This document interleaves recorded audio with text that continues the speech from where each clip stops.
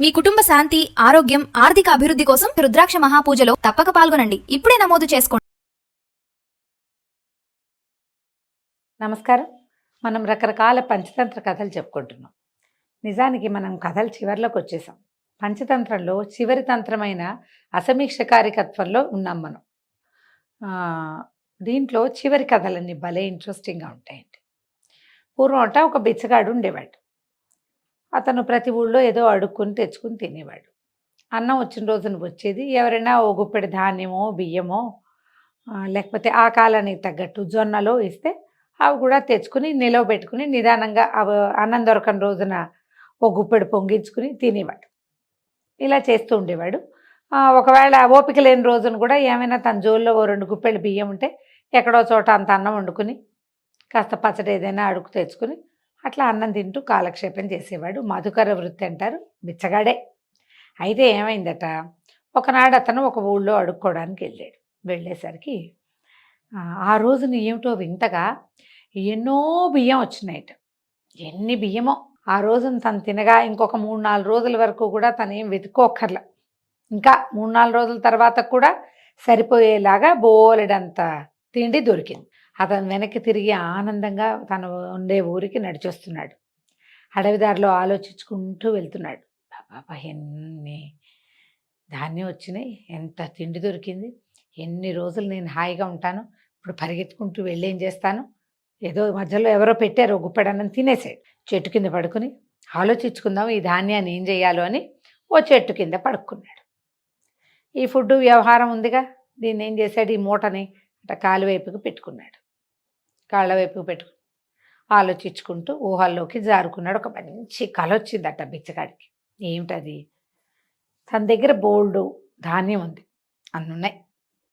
అయితే ఊరంతా కరువు వచ్చేసింది, వానలు లేవు, ఎవరి దగ్గర గుప్పెడు బియ్యం కూడా లేవు. జనమంతా అలో లక్ష్మణ అని తిండికి అఘోరిస్తున్నారు. తన దగ్గర మాత్రం ధాన్యం ఉంది, నాకు దొరికింది కదా, ఊళ్ళంతా దొరికింది. ఇలా జనమంతా అఘోరిస్తున్న సమయంలో ఒకానొక మహాధనికుడు ఒక ఆయన సంచుల కొద్దీ డబ్బు మోసుకుంటూ ఎవరైనా ఇప్పుడు బియ్యం ఇస్తారేమోనని వెతుక్కుంటున్నాడు. ఇదంతా బిచ్చగాడి కళ. అలా నడుచుకుంటూ వచ్చి ఈ ఫలానా తోటలో మామిడి చెట్టు కింద పడుకున్నాడు కదా బిచ్చగాడు. ఈయన్ని అడిగాడు, బాబు ఓ 2 గుప్పెళ్ళు బియ్యం ఉంటే ఇస్తారా అని. లేకేమండి, చాలా ఉన్నాయి అని చెప్పాడు బిచ్చగాడు, తానే అనమాట కల్లో. అయితే ఆ ధనికుడు అన్నాడు, బాబు 100 రూపాయలు ఇస్తా, 2 గుప్పెళ్ళ ధాన్యం ఇవ్వు నాయనా, ప్లీజ్ నాయనా అని బతిమలాడాడు. దయచేసి 2 గుప్పెళ్ళ ధాన్యమైనా ఇవ్వమన్నాడు. అప్పుడు మన బిచ్చగాడు తన కల్లో 100 రూపాయలు తీసుకుని, 100 రూపాయలంటే ఆ రోజుల్లో ఎంత ఎక్కువనండి, సంవత్సరం బతికేయచ్చు అవలేలుగా కుటుంబం అంతా. అసలు 5-6 రూపాయలు ఉంటే చాలు, నెలెళ్ళిపోయేది ఆ కాలం అది. రూపాయితో నెలెళ్ళే వాళ్ళు కూడా ఉండేవాళ్ళు. 100 రూపాయలు తీసుకుని ఆ ధనికుడికి ధాన్యం ఇచ్చి పంపించాడు. కల్లో 2వ అంకం మొదలైంది. ఇప్పుడు 100 రూపాయలుంటే బ్రహ్మాండమైన ఆవు వస్తుంది, మామూలు ఆవు కాదు, కామధేనువు లాంటి ఒక అద్భుతమైన ఆవుని కొనుక్కున్నాడు కల్లో బిచ్చగాడు. ఆ ఆవు పాలు ఇచ్చేది, పితికిన కొద్దీ కుండల కొద్దీ వచ్చేసేవి పాలు. ఎన్ని పాలో, పాల కడలిలాగా కనపడుతోంది, కళ్ళంతా కుండలుగా పాలే. పాలన్నీ అమ్ముతూ ఉన్నాడు బిచ్చగాడు. అన్ని పాలు అమ్మితే అంతా ధనమే. పాలు అమ్మితే డబ్బులు కాదు. ఇప్పుడు ఏవో ఒక కుండెడు పాలు ఇచ్చింది అనుకోండి, దానికో బండెడు గడ్డి కావాలి, ఆ బండెడు ఈ కుండెడు సరిపోతాయి. ఇక్కడ వచ్చిన పాలన్నీ కుండల కొద్దీ ప్రవాహం, దానికి బండెడు గడ్డే చాలు, పాలు మాత్రం ఎక్కువ. పాలు అమ్మితే బోల్ డబ్బులు, అన్ని డబ్బులే. అక్కడి నుంచి ఇంకా అయింది. ఈ ఆవు ఒక పిల్లని పెట్టింది, 2 ఆవులైనాయి. 2 కలిసి చెరుకో 2 పిల్లల్ని పెట్టాయి, 4 అయినాయి. 4, 8, 8, 16, 16, 32, 32, 64. ఇట్లా మొత్తం దొడ్డంతా పెరడంతా ఆవులమయం. అన్ని ఆవులే, ఏం కొనుక్కుంటాం, ఈ డబ్బంతా ఏం చేసుకుంటాం. ఒక్క ఆవుతోటే కుండ డబ్బులు రాసులు డబ్బులు వచ్చేస్తుంటే, ఒక్క ఆవు పాడితోటే ఇట 64 × 2, అది × 2 చొప్పున పెరడంతా ఉన్న ఆవుల పాడితోటి ఎన్ని డబ్బులు, బస్తాల కొద్దీ లేవు. ఈ బస్తాల డబ్బులతోటి గుర్రాలు ఏనుగులు కొనుక్కున్నాడు. ఎన్ని గుర్రాలో ఎన్ని ఏనుగులో, ఆ ఊరు రాజుగారికి గుర్రాలు కావాలంటే ఫలానా బిచ్చగాడు గారి దగ్గర ఉంటాయండి అంటున్నారు. గుర్రాలు ఈయన దగ్గర నుంచి తీసుకెళ్తున్నారు. రాజుగారికి డబ్బప్పిచ్చేటువంటి ఒక వ్యాపారస్తుడు ఉన్నాడు, మహామహుడు ఒక ఆయన ఆ ఊళ్ళో, చాలా స్థితిమంతుడు. ఆయన కొన్ని గుర్రాలు బేరం చేయటానికి మన బిచ్చగాడు గారింటికి వచ్చాడు. వచ్చి వీళ్ళ దొడ్డి వాకిలి, ఇల్లు వాకిలి, పెరడు అన్నీ చూసి ఆవులే ఆవులు, గుర్రాలే గుర్రాలు, ఏనుగులే ఏనుగులు, డబ్బు కుప్పలు తెప్పలు ఎక్కడ పడితే అక్కడే. అబ్బబ్బా ఏమి సంపదండి, మా అమ్మాయిని పెళ్లి చేసుకోండి బాబు, నన్ను ఉద్ధరించండి అని అడిగాడు. అరే బాగుంది, అంత స్థితిమంతుడు, రాజుగారికే డబ్బులు అప్పించగలిగిన వాడు, అప్పిచ్చి వసూలు చేసుకోగలిగిన ఘనత ఉన్న మహానుభావుడు ఒక ఆయన వస్తే వాళ్ళ అమ్మాయిని ఎందుకు కాదంటాం మనం, చక్కగా చేసుకోవచ్చునే అని హాయిగా పెళ్లి చేసుకున్నాడు. భార్య తను కులాసాగా ఉన్నారు. పెద్ద ఇల్లు, పెద్ద బెరడు, వాళ్ళంత బ్రహ్మాండమైన గోశాల, వైపు అశ్వశాల, ఇంకోవైపు గజశాల, అన్ని శాలల నిండా అన్నీ శాల్తీలే, ఆవులకు ఆవులు, గుర్రాల గుర్రాలు, ఏనుగుకి ఏనుగులును అన్నీను. చక్కగా బంగారపు తూగుటుయ్యాల్లో కూర్చుని తను భార్య ఉయ్యాలుడుగేవారు. కొన్నాళ్ళకి చూడు చక్కని బహుసుందరమైన పిల్లవాడు ఒకడు కలిగాడు, చిన్న బిడ్డ. ఎంత బాగున్నాడో, వాడి అందమైన నవ్వు చూసి చంద్రహాసుడు అని పేరు పెట్టారు. ఇదంతా కలేనండి. ఈ చంద్రహాసుడు అనే పేరున్న చంటి పిల్లాడు 2 ఏళ్ళు 3 ఏళ్ళు 4 ఏళ్ళు వచ్చినాయి.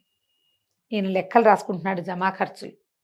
ఆవు పాలు ఎన్ని, ఆవు పిల్లలు ఎన్ని, ఏ ఆవు ఎన్ని పాలు ఇస్తుంది, ఏ దూడకి ఎంత రేట్ వచ్చింది, ఇవన్నీ రాస్తున్నాడు.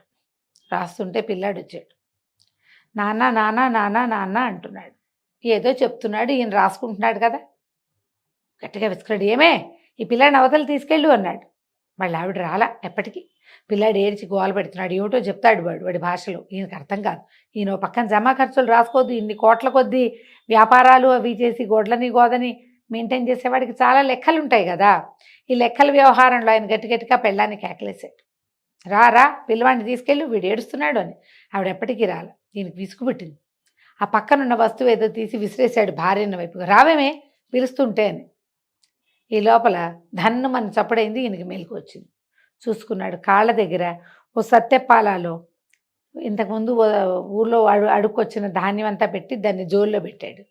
ఈయన చేత్తో విసిరాడు కదా, ఆ చేతిలోది కాదు, ఇది కాలుతోటి తన్నినట్టు అయిందన్నమాట. ఓ తాపు తన్నాడు ఆ గిన్నెని. ఆ గిన్నె కాస్త ఎగిరి అవతల పడి ఈయన పొద్దున్న నుంచి ఏర్పాటు చేసుకొచ్చిన మొత్తం ధాన్యం అంతా నేలపాలైంది. మట్టిలో పడిన మామిడి తోటలో పడిన ధాన్యం చేతికొస్తుందా? మొత్తం పోయింది. అయ్యో బంగారం అంటే కలగన్నానే, కళ నిజమవటానికి ఒకటి కూడా లేదు ఇక్కడ. కనీసం ధాన్యము లేదు, నేలపాలైపోయింది. ఈ లోపల ఏమైంది, మామిడి తోట అవడంతో వందలాది రామచిలకలున్నాయి, అన్నీ వచ్చి వాలి ఆ ధాన్యాన్ని తల కాస్త ముక్కును ఖర్చుకుపోయింది. బిచ్చగాడు సరేలే మనము మన చిప్ప మనకు ఎలాగూ ఉందని మళ్ళీ ఈ జోలి భుజాన్ని వేసుకుని మాధుకర వృత్తికి వెళ్ళిపోయాడు. ఎవరైనా సరే పగటి కళలు కంటే ఇలాగే ఉంటుంది పర్యవసానం.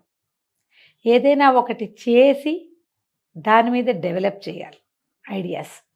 చేయకుండా డెవలప్ చేస్తే ఏమవుతుంది, మొదటికి మోసం వస్తుంది. బిచ్చగాడు చూడండి ఏం చేశాడు, కనీసం తను తెచ్చుకున్న ధాన్యం కూడా మిగిల్చుకోలేకపోయాడు. ఆలోచించి పని చేయాలి.